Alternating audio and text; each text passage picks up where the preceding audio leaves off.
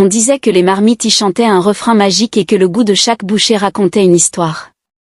Les anciens affirmaient même que le plat signature, le fameux riz de l'amour, avait la capacité de faire tomber amoureux quiconque en savourait une cuillerée. Aminata, toujours à l'affût de nouvelles expériences, ne pouvait résister à l'appel de cette promesse. Après tout, dans un monde où les problèmes pullulaient comme des moustiques en saison des pluies, qui refuserait un peu d'amour même dans une assiette ? Mais ce que les rumeurs ne disaient pas et Aminata allait bientôt le découvrir, c'était l'existence d'une figure clé dans cette fameuse cuisine.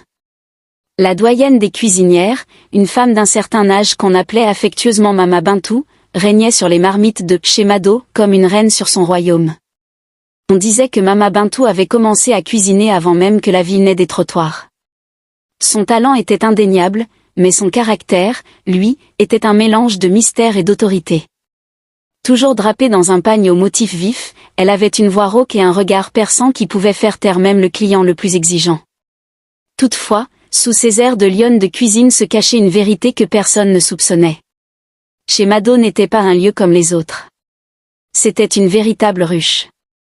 Les clients entraient et sortaient à toute heure, le bruit des conversations se mêlait aux cris des serveurs, et les odeurs enivrantes des épices flottaient dans l'air. Le décor, bien que modeste, avait un charme rustique.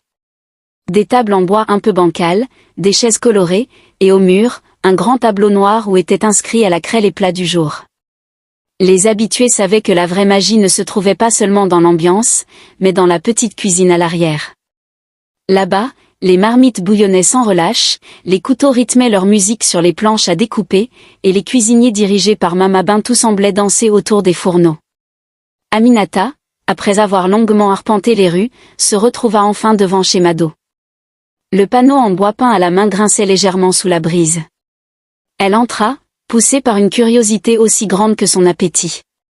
L'odeur qui l'accueillit était si riche qu'elle eut l'impression d'être enveloppée dans un manteau d'arômes. En jetant un coup d'œil autour d'elle, elle remarqua l'effervescence du lieu. Des femmes en pagne échangeaient des ragots tout en dégustant des plats fumants.